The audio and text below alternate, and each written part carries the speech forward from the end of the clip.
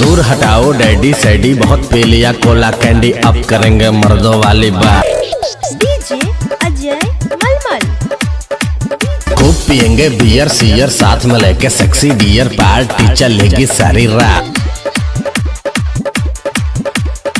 लवंडिया लवंडिया London से लाएंगे, रात भर डीजे बजाएंगे। लवंडिया लंदन से लाएंगे, रात भर डीजे बजाएंगे। रजनी के स्टाइल में